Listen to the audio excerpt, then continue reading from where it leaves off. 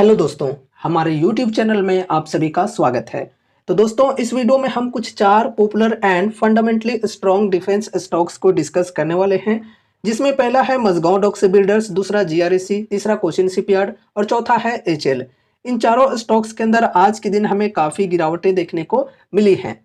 And specially यहाँ पर अगर हम बात करें मझगांव डॉक एंड जीआरएसी की, तो इन दोनों स्टॉक्स के अंदर हमें काफ़ी बड़ी गिरावट देखने को मिली है। ये जो दोनों स्टॉक्स हैं ये आज क्रैश हो गए। गिरावट के पीछे रीजंस की बात करें तो रीजन है आईसीआईसीआई सिक्योरिटीज ब्रोकरेज फर्म के तरफ से सेल रेटिंग। इस ब्रोकरेज फर्म के तरफ से स्टॉक को डाउनग्रेड किया गया। डाउन साइड की टारगेट दी गई, काफ़ी बड़ी टारगेट दी गई कि ये जो दोनों स्टॉक्स हैं ये 77% एंड 73% तक गिर सकते हैं। इस वजह से पैनिक का माहौल बना हुआ है एंड यहाँ पर स्टॉक्स के अंदर हमें काफ़ी बड़ी गिरावट देखने को मिली, काफ़ी बड़ी सेलिंग देखने को मिली एंड इनके साथ साथ कोचिन शिपयार्ड जो है वो भी पिट गया। तो अभी हम इन चारों स्टॉक्स के अंदर volume, price performance, valuations and technicals, इन सभी चीज़ों को डिस्कस करने वाले हैं। तो चलो स्टार्ट करते हैं यहाँ पर हम मझगांव डॉक बिल्डर्स से। तो मझगांव डॉक बिल्डर्स के अंदर आज के दिन हमें -9% की एक बड़ी गिरावट देखने को मिली है। आज ये जो स्टॉक है ये क्रैश हो गई, एकदम पैनिक का माहौल बना हुआ था। अगर यहाँ पर हम वॉल्यूम की बात करें तो भाई वॉल्यूम तो बहुत ही बेहतरीन देखने को मिली है। ठीक है, देख सकते हो यहाँ पर यस्टरडे की अगर हम बात करें तो 22 लाख की वॉल्यूम थी। आज यहाँ पर एकदम 3 गुना वॉल्यूम देखने को मिला है। 66 लाख की आज टोटल वॉल्यूम रही है स्टॉक के अंदर, बहुत ही ज़्यादा वॉल्यूम रही है। एंड यहाँ पर अगर हम डिलीवरेबल परसेंटेज की बात करें तो डिलीवरेबल परसेंटेज यहाँ पर 21.63% की देखने को मिली है। मतलब डिलीवरी में लेने वालों की परसेंटेज की बात की जा रही है। ठीक है, तो डिलीवरी वालों की यहाँ पर परसेंटेज की बात करें तो कुछ खास देखने को नहीं मिली है, 22% के अप्रोक्स। अगर हम पिछले ट्रेडिंग डे से कंपेयर करें तो कम ही है। पिछले दिन यहाँ पर 33% थी डिलीवरी में लेने वालों की परसेंटेज, आज यहाँ पर लगभग 10% कम होते हुए देखने को मिला है। बाकी ओवरऑल वॉल्यूम की बात करें तो काफ़ी ज़्यादा देखने को मिली है। मतलब इंट्राडे ट्रेडिंग आज यहाँ पर काफ़ी ज़्यादा हुई है स्टॉक के अंदर। ठीक है, उसके बाद यहाँ पर हम प्राइस परफॉर्मेंस की बात करें तो 1 वीक में ये जो स्टॉक है -13.35% का लॉस दिखाया है, -13.35% से टूटा है। फिर यहाँ पर 1 मंथ की बात करें तो 1 मंथ में -16.2% से गिरा है, टूटा है। ठीक है, अगर हम 3 मंथ्स की बात करें तो अभी भी ओवरऑल गेन में है स्टॉक। ठीक है, 3 मंथ्स के टाइम फ्रेम में 49.59% की गेन यहाँ पर देखने को मिल रही है। चलो अब यहाँ पर हम वैल्यूएशन को डिस्कस करते हैं। ठीक है, तो देखो स्टॉक की पी 37.4 की हो चुकी है। अब इंडस्ट्री पी की बात करें तो ये भी कम हुई है। 1-2 दिन पहले हम डिस्कस कर रहे थे तो तब इंडस्ट्री पी थी 41 के अप्रोक्स, और अभी देखो 37.4 इंडस्ट्री की भी पी हो चुकी है, क्योंकि पूरी इंडस्ट्री में ही गिरावट देखने को मिली। तो इस वजह से इंडस्ट्री पी जो है इसके अंदर हमें गिरावट देखने को मिली है। चलो ठीक है, एंड स्टॉक पी की बात करें तो इंडस्ट्री पी के इक्वल ही देखने को मिल रहा है। बाकी पेग रेशियो की बात करें तो अभी भी ज़्यादा ही है, 1.27 की पेग रेशियो देखने को मिल रही है। ठीक है, तो उस हिसाब से देखें तो स्टॉक अभी भी थोड़ी सी हाई वैल्यूएशन पर ट्रेड कर रही है। बाकी वैल्यूएशन तो चलो एक्सपेंसिव है थोड़ी सी, लेकिन फंडामेंटल्स वगैरह की बात करें तो सब कुछ ओके है। प्रॉफिट ग्रोथ, सेल्स ग्रोथ की बात करें तो सब कुछ बढ़िया है। Q1 के रिजल्ट्स भी आपने देखे कितनी बढ़िया आई थी, शानदार आई थी। बस कुछ ब्रोकरेज फर्म की जो मतलब शरारतें होती हैं उनके वजह से स्टॉक्स पिट जाते हैं। चलो कोई बात नहीं, ये तो हमारे लिए अच्छा ही है। अगर हम इस कंपनी के अंदर इन्वेस्टमेंट करना चाहते हैं तो बढ़िया अपॉर्चुनिटी मिल रही है। अब चलो टेक्निकल्स को भी यहाँ पर हम डिस्कस करते हैं। तो देखो चार्ट के अंदर हमें क्या देखने को मिल रहा है कि एक चैनल की पैटर्न बनी हुई है, और जो प्राइस है ये लोअर लो लोअर हाई, लोअर लो लोअर हाई, लोअर लो लोअर हाई, लोअर लो, इस प्रकार से लोअर लो लोअर हाई बना बना करके नीचे के साइड शिफ्ट हो रहा है। अब देखो यहाँ पर जो चैनल का ट्रेंड लाइन है, इस ट्रेंड लाइन को आज ब्रेकडाउन भी मिल चुका है। ये जो ट्रेंड लाइन है पहले से एक स्ट्रॉन्ग सपोर्ट के तौर पे काम कर रही थी, लेकिन आज इस सपोर्ट की ब्रेकडाउन मिल चुकी है एंड यहाँ पर अगर हम क्लोजिंग प्राइस की बात करें तो लगभग 4300 है। अब देखो ब्रेकडाउन तो हो चुकी है, लेकिन यहाँ पर फिर से एक और सपोर्ट देखने को मिल रही है तुरंत 4243 की प्राइस है जो कि, तो यहाँ पर अगर गिरावटें कल कंटिन्यू रहती हैं तो इस सपोर्ट को ध्यान में रखकर चलना है। इस सपोर्ट को ब्रेकडाउन मिलना चाहिए। अगर यहाँ पर इसे ब्रेकडाउन मिल जाता है तो फिर स्टॉक के अंदर और भी बड़ी गिरावटें हमें देखने को मिल सकती है। फिर यहाँ पर ये जो गिरावट है वो 3873 तक भी देखने को हमें मिल सकती है। अगर आज जिस प्रकार की हमें गिरावट देखने को मिली है स्टॉक के अंदर, उसी प्रकार की गिरावट अगर नेक्स्ट डे भी देखने को मिलती है तो फिर इस सपोर्ट के आसपास पहुंच सकती है ये स्टॉक। अब देखो गाइस यहाँ पर सपोर्ट के भी लेवल्स हैं, ठीक है, यहाँ पर सपोर्ट के लेवल हैं 2, तो हो सकता है कि सपोर्ट के लेवल से बाइंग इंटरेस्ट भी देखने को मिले, ठीक है। और ऑलरेडी ये जो स्टॉक है ये 52 वीक हाई के लेवल से लगभग 26.5% तक करेक्ट हो चुकी है। तो देखा जाए तो अगर किन्हीं को फ्रेश बाइंग करनी है तो बढ़िया डिस्काउंट मिल रही है। फर्स्ट एसआईपी अगर किन्हीं को करनी है तो बढ़िया डिस्काउंट मिल रही है। बल्क में बाइंग के लिए बिल्कुल भी नहीं। देखो अगर आपको कंपनी के ऊपर भरोसा है और आप लॉन्ग टर्म के लिए होल्ड करना चाहते हो तो फिर यहाँ पर आप फ्रेश बाइंग कर सकते हो। और यहाँ पर फर्स्ट एसआईपी करने के बाद अगर गिरावटें कंटिन्यू रहती हैं तो हर 5 से 10% की डिप पर हम ऐड ऑन करके चल सकते हैं। लेकिन हाँ, ध्यान में रखना कि ऐड ऑन करने के चक्कर में ऐसा ना हो कि अपने पोर्टफोलियो का एक बहुत ही बड़ा वेटेज सिर्फ इस एक स्टॉक के अंदर दे दिया। बाकी देखो अगर किसी ने हाई के लेवल्स पर बाइंग कर रखे हैं लेकिन उनका विजन है लॉन्ग टर्म का और कंपनी के ऊपर भरोसा है, कंपनी के फंडामेंटल्स, ग्रोथ, फाइनेंशियल सब कुछ उनको ठीक लग रहे हैं, सब कुछ उनको समझ में आ रहा है और भरोसा है कंपनी के ऊपर, तो फिर वो लॉन्ग टर्म के लिए होल्ड कर सकते हैं। अगर भरोसा नहीं है और लॉस बुक करके निकलना चाहते हो तो फिर निकल सकते हो, क्योंकि यार अगर आपको भरोसा ही नहीं है किसी स्टॉक के ऊपर तो फिर आप उसे लॉन्ग टर्म के लिए होल्ड कर भी नहीं पाओगे, ठीक है। सो ये रही मझगांव डॉक शिप बिल्डर्स। अब चलो नेक्स्ट स्टॉक को डिस्कस करते हैं जो कि है जीआरएसी यानी कि गार्डन रिच शिप बिल्डर्स, ठीक है। तो ये रहा गार्डन रिच शिप बिल्डर्स। इस स्टॉक के अंदर आज के दिन लगभग हमें 7.5% की गिरावट देखने को मिली है। अब यहाँ पर अगर हम वॉल्यूम की बात करें तो देखो यहाँ पर भी वॉल्यूम हमें काफ़ी ज़्यादा देखने को मिली है। पिछले दिन 9 लाख की वॉल्यूम थी जो कि देख सकते हो आज यहाँ पर 9 लाख से सीधे 31 लाख पर वॉल्यूम पहुँच चुकी है।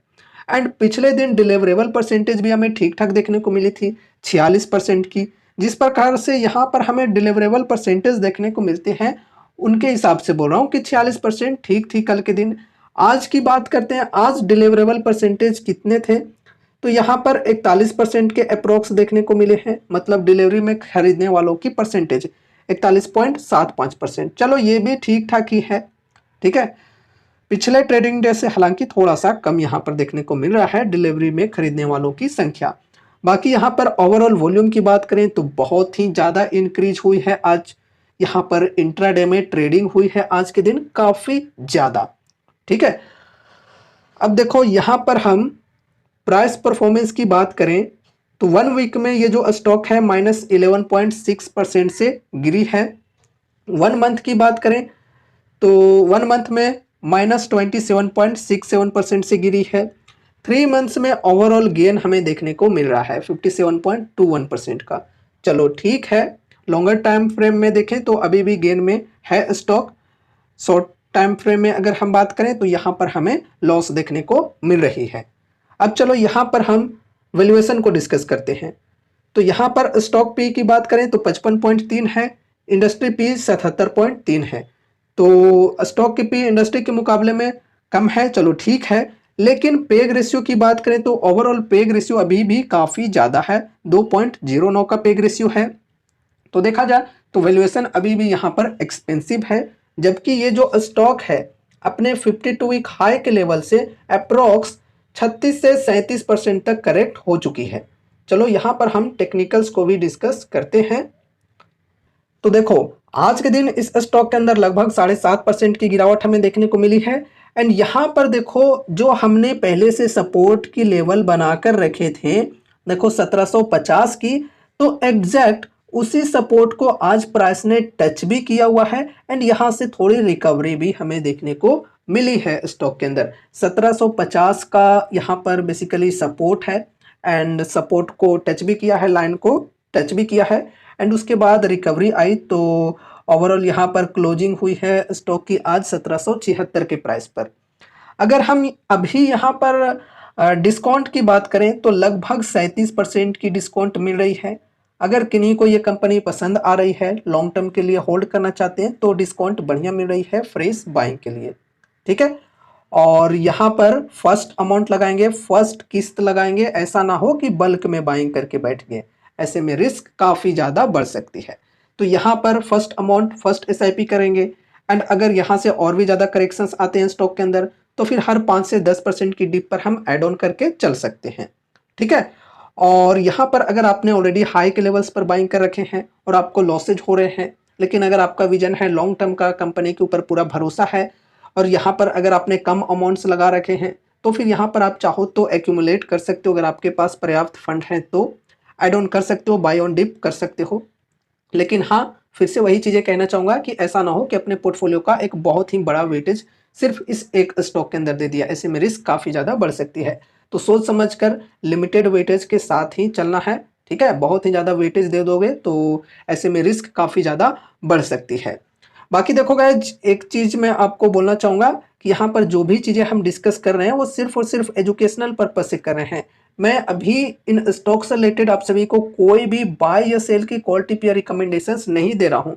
तो इस वीडियो को देखने के बाद अगर आपको कुछ भी इंटरेस्ट लगता है बाय या सेल से रिलेटेड तो फिर आपको अपनी खुद की भी स्टडी, खुद की भी एनालिसिस करनी है एंड उसके बाद ही कोई डिसीजंस लेने हैं। या फिर अगर आपके फाइनेंशियल एडवाइजर्स हैं तो उनसे एक बार कंसल्ट जरूर से करना है, ठीक है। अब देखो, अगर आपने हाई के लेवल्स पर बाइंग कर रखे हैं लेकिन अगर आपको कंपनी के ऊपर अब भरोसा नहीं रहा और लॉस बुक करके निकलना चाहते हो तो फिर निकल सकते हो, ठीक है। अब आगे बढ़ते हैं, नेक्स्ट स्टॉक को डिस्कस करते हैं जो कि है कोचिन शिपयार्ड। यहाँ पर भी आज के दिन हमें गिरावटें देखने को मिली है। एक कहावत है ना कि गेहूं के साथ जौ भी पिसता है, तो वही चीज़ें यहाँ पर भी हमें देखने को मिली है। यहाँ पर भी हमें ठीक ठाक गिरावट देखने को मिली है, 4.25% के अप्रोक्स एंड उनके कंपैरिजन में कहें तो गिरावट यहाँ पर काफ़ी कम ही देखने को मिली है। लेकिन देखो, गिरावट क्यों हो रही है इस स्टॉक के अंदर भी इस चीज़ को भी समझना है। देखो, इसके अंदर तो रेटिंग वैसी नहीं आई थी लेकिन ये भी गिरावट क्यों दिखा रहा है, क्योंकि इसकी भी ऑलरेडी वैल्यूएशन काफ़ी हाई है। तो वैल्यूएशन करेक्ट करने के लिए स्टॉक किसी न किसी बहाने नीचे आता ही है और बहाना यहाँ पर आईसीआईसीआई सिक्योरिटीज ने दे दिया है। तो यहाँ पर अगर हम वॉल्यूम की बात करें तो वॉल्यूम आज के दिन हमें यहाँ पर भी काफ़ी ज़्यादा देखने को मिली है पिछले दिन के मुकाबले में। 15 लाख से बढ़कर 32 लाख की वॉल्यूम हो चुकी है आज के दिन। पिछले दिन डिलीवरेबल परसेंटेज की बात करें तो 39% के अप्रोक्स थी। अगर हम आज की बात करें तो 44.81% देखने को मिली है। तो चलो, डिलीवरी में खरीदने वालों की जो संख्या थी आज के दिन यहाँ पर पिछले ट्रेडिंग डे के मुकाबले में ज़्यादा ही थी एंड 1 वीक एवरेज या फिर 1 मंथ एवरेज की बात करें तो उनसे भी ज़्यादा ही देखने को मिली है, चाहे हम वॉल्यूम की बात करें या फिर डिलीवरेबल परसेंटेज की बात करें तो यहाँ पर ठीक ठाक देखने को मिली है। अगर हम प्राइस परफॉर्मेंस की बात करें तो 1 वीक में ये जो स्टॉक है -10.79% से गिरा है, 1 मंथ में -18.43% से गिरा है, 3 मंथ्स में यहाँ पर गेन हमें देखने को मिल रहा है 39.77%। तो सेम पिछले जो दोनों स्टॉक्स के अंदर हमें प्राइस परफॉर्मेंस देखने को मिल रहे हैं कि 1 वीक एंड 1 मंथ में गिरे हैं स्टॉक्स, लॉस देखने को मिल रहे हैं, लेकिन 3 मंथ्स में गेन देखने को मिल रहे हैं। उसी प्रकार की यहाँ पर भी सिचुएशन है, उसी प्रकार की यहाँ पर भी हमें परफॉर्मेंस देखने को मिल रही है। फिर यहाँ पर हम वैल्यूएशन की बात करें तो देखो, स्टॉक की पी 61.7 की हो रखी है, इंडस्ट्री पी 77.3 है। तो इंडस्ट्री पी के मुकाबले में स्टॉक की जो पी है कम है, चलो ठीक है। लेकिन पेग रेशियो की बात करें तो ये काफ़ी ज़्यादा है, लगभग 5.5 की पेग रेशियो यहाँ पर हमें देखने को मिल रही है। इस हिसाब से देखा जाए तो स्टॉक अभी भी ओवर वैल्यूड है, एक्सपेंसिव है। एंड यहाँ पर अगर हम डिस्काउंट की बात करें तो लगभग 30% की डिस्काउंट यहाँ पर मिल रही है, ठीक है, 52 वीक हाई के लेवल से। और देखो, आज यहाँ पर ये जो सपोर्ट की लेवल है 2116 की, इस सपोर्ट के नीचे क्लोजिंग हुई है और प्राइस की बात करें तो 2074 है क्लोजिंग प्राइस। अभी यहाँ पर अगर किन्हीं को फ्रेश बाइंग करनी है, कंपनी अगर बढ़िया लग रहा है, लॉन्ग टर्म के लिए इन्वेस्टमेंट करना चाहते हैं, तो यहाँ पर डिस्काउंट ठीक ठाक मिल रही है 30% के अप्रोक्स फ्रेश बाइंग करने के लिए, फर्स्ट एसआईपी करने के लिए। ठीक है, लेकिन फिर से कहना चाहूँगा बल्क में बाइंग के लिए बिल्कुल भी नहीं, लिमिटेड अमाउंट के साथ एसआईपी करके हम चलेंगे। एंड अपने पोर्टफोलियो का एक बहुत ही बड़ा वेटेज भी नहीं देंगे इस एक स्टॉक के अंदर। ठीक है, तो पोर्टफोलियो को मैनेज करके भी चलना है, अपने पोर्टफोलियो के अंदर डाइवर्सिफिकेशन भी रखना जरूरी है। अब देखो यहाँ पर अगर गिरावटें कंटिन्यू रहती हैं तो पहले तो यहाँ पर देखो एक सपोर्ट के तौर पे काम कर सकती है 2000 की लेवल, ठीक है, जो कि साइकोलॉजिकल सपोर्ट के तौर पे काम कर सकती है। फिर यहाँ पर सपोर्ट होगी 1872 की, और अगर यहाँ पर तेजी आती है तो रेजिस्टेंस होगी ये वाली जो कि है 2116 की। सपोर्ट के नीचे क्लोजिंग हुई है तो ये जो सपोर्ट है ये अब रेजिस्टेंस बन गई है, तो ये एज अ रेजिस्टेंस अब काम करेगी। एंड उसके बाद नेक्स्ट रेजिस्टेंस होगी 2245 की। ठीक है, चलो आगे बढ़ते हैं एंड नेक्स्ट स्टॉक को डिस्कस करते हैं जो कि है last stock HL, Hindustan aeronautics limited. यार ये तो अपनी धुन में है एकदम। देखो क्या यहाँ पर चल रहा है भाई, देख सकते हो यहाँ पर कितनी ज़्यादा कंसोलिडेशन हमें देखने को मिल रही है। यहाँ पर ट्रेंड लाइन को एकदम पकड़े हुए है, ट्रेंड लाइन को ना नीचे छोड़कर गिर रही है और ना ट्रेंड लाइन के ऊपर जा रही है, मतलब ट्रेंड लाइन के पास ही ये जो स्टॉक है ये ट्रेड कर रहा है। फिलहाल यहाँ पर अगर हम वॉल्यूम की बात करें तो आज की वॉल्यूम यहाँ पर रही है 16 लाख की। पिछले ट्रेडिंग डे के मुकाबले में वॉल्यूम यहाँ पर हमें कम होते हुए देखने को मिला है। ठीक है, 24 लाख से वॉल्यूम यहाँ पर कम होकर 16 लाख पर आ चुकी है। लेकिन पिछले दिन यहाँ पर डिलीवरेबल परसेंटेज काफ़ी बेहतरीन थी, 47% के अप्रोक्स। अगर हम आज की बात करें तो आज यहाँ पर डिलीवरेबल परसेंटेज हमें कम होते हुए देखने को मिले हैं, 33.3% के अप्रोक्स। ठीक है, तो यहाँ पर डिलीवरी में लेने वालों की जो इंटरेस्ट थी वो आज पिछले दिन के मुकाबले में कम थी। साथ ही साथ अगर हम टोटल वॉल्यूम की भी बात करें तो ये भी हमें कम देखने को मिली है पिछले दिन के मुकाबले में। फिर यहाँ पर हम प्राइस परफॉर्मेंस की बात करें तो भाई साहब गजब यहाँ पर प्राइस परफॉर्मेंस देखने को मिल रहा है, कुछ शब्द ही नहीं है कि मैं क्या कहूँ यार। यहाँ पर देख सकते हो 1 वीक में -0.2% का गेन देखने को मिल रहा है, 1 मंथ में -1.34% का लॉस देखने को मिल रहा है, 3 मंथ्स में प्लस में है, गेन में है +0.12%। ठीक है, तो यहाँ पर हम समझकर चल सकते हैं नो प्रॉफिट नो लॉस। बाकी ईयर टू डेट की बात करें तो वो यहाँ पर हमें गेन में देखने को मिल रहा है 68.9%। 3 मंथ्स तक अगर यहाँ पर हम बात करें तो no profit no loss type की सिचुएशन यहाँ पर हमें देखने को मिल रही है। ठीक है, देख सकते हो किस प्रकार की यहाँ पर हमें प्राइस परफॉर्मेंस देखने को मिल रही है स्टॉक के अंदर। बाकी देखो कंपनी खराब नहीं हुई है गाइज, कंपनी बढ़िया है। एंड इस स्टॉक से रिलेटेड रेगुलरली अच्छे अच्छे न्यूज आ रहे हैं भाई, इंजन्स बनाने को लेकर हमने डिस्कस भी किया था।